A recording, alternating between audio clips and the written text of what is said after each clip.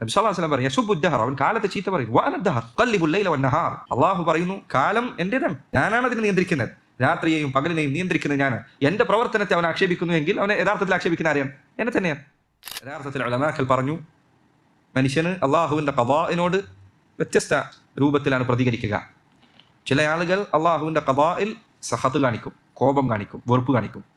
എനിക്ക് മാത്രം എന്താണ് ഇങ്ങനെ, വിധി അല്ലാതെ എന്ത് പറയാൻ, അങ്ങനെയൊക്കെ ആളുകൾ പറയും. ഇവൻ അള്ളാഹുവിന്റെ ഖദാഇൽ അതൃപ്തിയുള്ളവനാണ്. ചില ആളുകൾ എന്തെങ്കിലും പ്രയാസം, വിധി അല്ലാതെ എന്ത് പറയാൻ എന്ന് പറയും. അതല്ലെങ്കിൽ വിധിയുടെ ക്രൂരത അവന്റെ ജീവിതത്തിൽ വിളയാടി. നേരത്തെ മരിച്ച ഞാൻ പറയുന്നത്, അതായത് കുറച്ച് പ്രായം ആവുന്നതിന് മുൻപ് മരിച്ചാൽ, നേരത്തെ മരിച്ചത് പറയാൻ പറ്റില്ല, അവന്റെ സമയത്താണ് മരിച്ചത്. ഇവൻ യഥാർത്ഥത്തിൽ അള്ളാഹുവിന്റെ ഖദാഇനോട് അതൃപ്തിയുള്ളവനാണ്, ഒരു മുസ്ലിമിന് യോജിച്ചതല്ല. അതുകൊണ്ടാണ് നബി സല്ലല്ലാഹു അലൈഹി വസല്ലം പറഞ്ഞത്, ഖാലല്ലാഹു തആല യുഅദീനി ഇബ്നു ആദം യസുബ്ബുദ്ദഹർ, ആദമിന്റെ മകൻ ഇതാ എന്നെ ആക്ഷേപിക്കുന്നു. യസുബ്ബുദ്ദഹർ, അവൻ കാലത്തെ ചീത്ത പറയും. രാവിലെ ഇറങ്ങി എന്ന് എനിക്ക് നോക്കിയപ്പോൾ മഴ, അപ്പോൾ അവന് ജോലിക്ക് പോകാൻ പറ്റില്ല, കുറച്ച് മഴ കൊണ്ടു. അങ്ങനെ ഓഫീസിലെത്തിയപ്പോൾ 2 ചീത്ത കേട്ടു, അന്ന് കുറച്ച് പ്രയാസങ്ങൾ, എവിടെയും കാല് തട്ടി, വീട്ടിൽ തിരിച്ചു ഇന്നൊരു നശിച്ച ദിവസം. നബി സല്ലല്ലാഹു അലൈഹി വസല്ലം പറയും യസുബ്ബുദ്ദഹർ, അവൻ കാലത്തെ ചീത്ത പറയും. വഅനദ്ദഹർ ഉഖല്ലിബുൽ ലൈല വന്നഹാർ, അല്ലാഹു പറയുന്നു കാലം എന്റേതാണ്, ഞാനാണ് അതിനെ നിയന്ത്രിക്കുന്നത്, രാത്രിയെയും പകലിനെയും നിയന്ത്രിക്കുന്നത് ഞാൻ.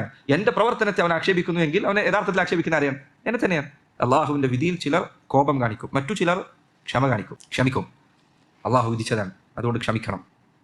ഫസ്ബിർ സബ്റൻ ജമീല, അവൻ ക്ഷമിക്കും. ഒരാളോട് ആവലാതി പറയുന്നില്ല, പക്ഷെ അവന്റെ മനസ്സിൽ അവൻ ആ പ്രയാസം സഹിക്കുകയാണ്, ക്ഷമിക്കുകയാണ് അള്ളാഹുവിന് വേണ്ടി. ഫസ്ബിർ വമാ സബ്റുക ഇല്ലാ ബില്ലാഹ്, നീ ക്ഷമിക്കുക. നീ ക്ഷമിക്കുന്നത് ആർക്ക് വേണ്ടിയാണ്? അള്ളാഹുവിനെ വേണ്ടിയാണ്, അല്ലെങ്കിൽ അള്ളാഹുവിനെ കൊണ്ടാണ്. മൂന്നാമത്തെ പദവി, അതാണ് ഉന്നതമായ ഔലിയാക്കന്മാരുടെ പദവി. അള്ളാഹു ഖുർആനിൽ ക്ഷമിക്കാൻ മാത്രമേ കൽപ്പിച്ചിട്ടുള്ളൂ, പക്ഷേ മൂന്നാമത്തെ പദവി അത് അള്ളാഹു കൽപ്പിച്ചിട്ടില്ല, മറിച്ച് അതുള്ളവരെ അള്ളാഹു പുകഴ്ത്തിയിരിക്കുന്നു. കാരണം അത് കൽപ്പിച്ചാൽ എല്ലാവർക്കും പ്രാവർത്തിയാക്കാൻ പറ്റില്ല. മൂന്നാമത്തെ പദവി റിദാ, അതിൻ്റെ പദവിയാണ്.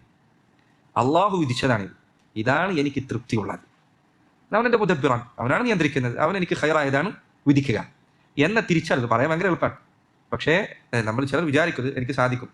കഠിനമായ പ്രതിസന്ധികൾ സംഭവിക്കുമ്പോൾ ആണിത് പരിശോധിക്കപ്പെടുക. ഞാൻ തൃപ്തിപ്പെടുന്നു, അള്ളാഹു എനിക്ക് വിധിച്ചതിൽ ഞാൻ തൃപ്തിപ്പെടുന്നു, എനിക്ക് സ്നേഹമുള്ള ഒരാളെ അള്ളാഹു അവൻ മരിപ്പിച്ചിരിക്കുന്നു, ഞാനതിൽ തൃപ്തിപ്പെടുന്നു എന്ന് പറയാൻ സാധിക്കുക അള്ളാഹു സുബ്ഹാനഹു വ തആല അവൻ്റെ വിധിയിൽ തൃപ്തി അടയുന്നവർക്ക് മാത്രമാണ്.